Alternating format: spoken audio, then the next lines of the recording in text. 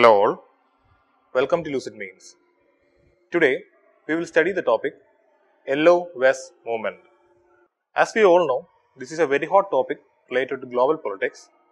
Let's start. Firstly, why this is news?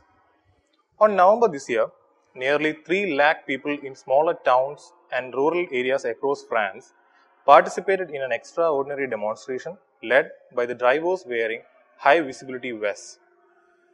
The demonstration's initial mobilization was online, but it had escalated spectacularly on December when protesters took over some of the richest streets and most iconic locations of Paris.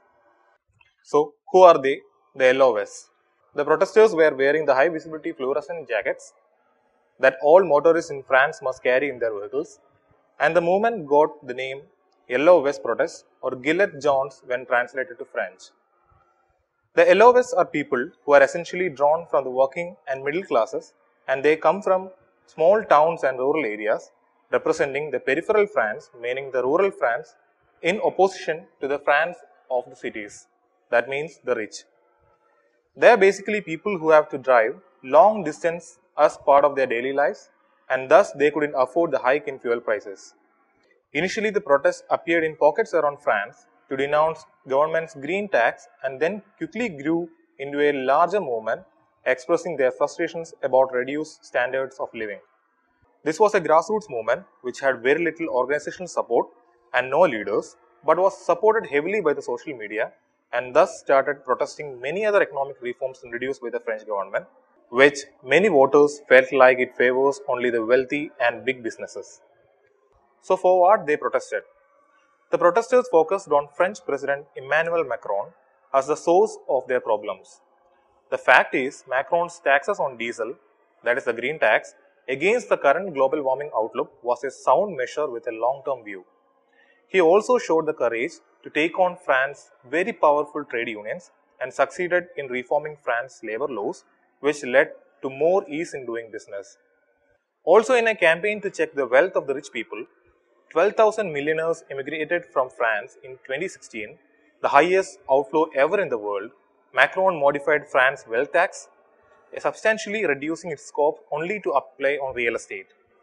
But these measures, that is the loose labor laws, slashing wealth tax, green tax on fuels, adversely affected 1/5 of the French people with low income, according to many surveys, and this created an image of him as the president of rich in the minds of the people. Those who are protesting have indeed had their lives degraded by rising costs, even though they can't be called poor when compared to millions in many countries, including India. They say that their incomes are too high to qualify for social welfare benefits, but too low to make both ends meet. But since they are leaderless, protesters' demands are not clearly articulated. Some want tax cuts on fuels, some want tax rises for the rich, some want public services, others need generous state benefits, some want to smash up symbols of capitalism, others want a stronger president, but some think that the current president is too strong, and some want all of these things at once. But what binds this disparate group together is the economic insecurity and enormous difficulty in making ends meet. Why it became a protest? They say that it is a wake-up call for the government because a 3-month-long strike and peaceful demonstrations against the recent rail reforms in French railways went unheard. The government introduced the reforms, completely avoiding the protests. This top-down imposition of reforms and governance has earned the anger of the French people. Also, they say that the president seems too distant and disconnected from the people, who gives more importance to global politics than national issues. Also, the widening gap between rich and the poor, as well as the entrenched unemployment, has left this category of the French feeling marginalized and neglected. To this boiling discontent, the eco tax was imposed by the government.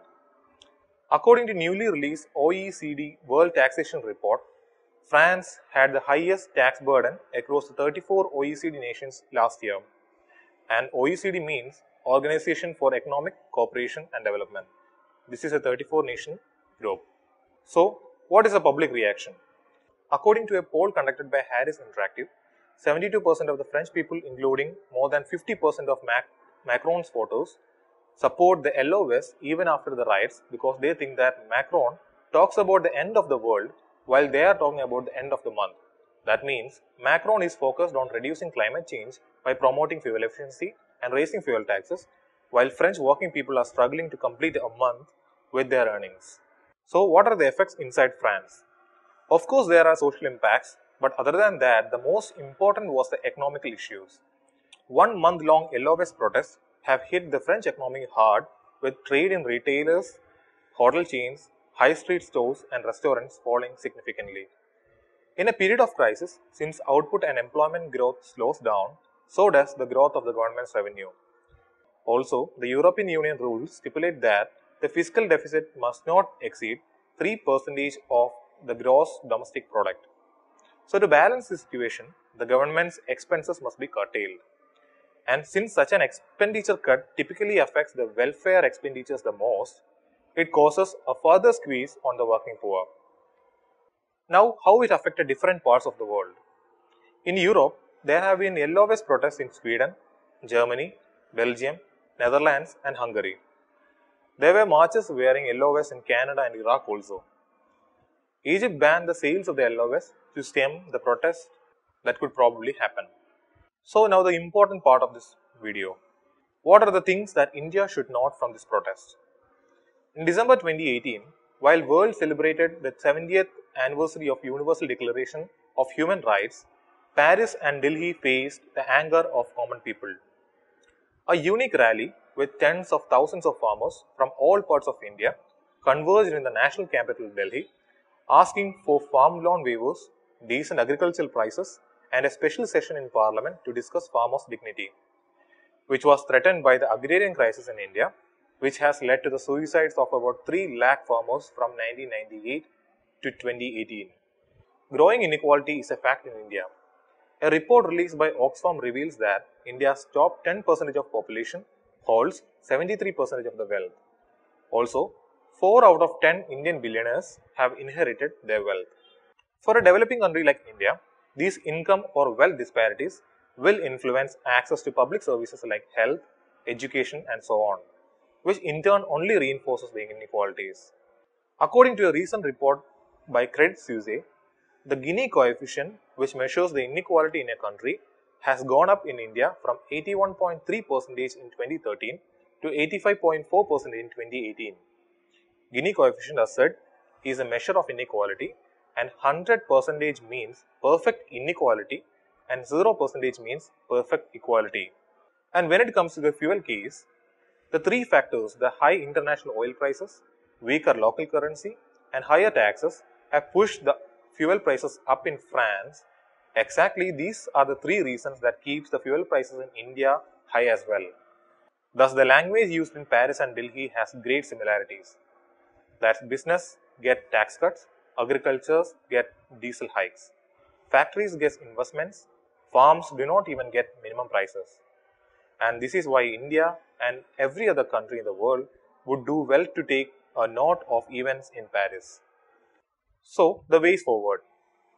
Instead of giving the hardships of the green tax entirely to the ordinary people, the French government should target transnational corporations like Google and Amazon, which should pay higher taxes to aid the transition to clean energy. France could also reinstate a tax on the rich, the so-called solidarity tax on wealth, known by its French acronym ISF.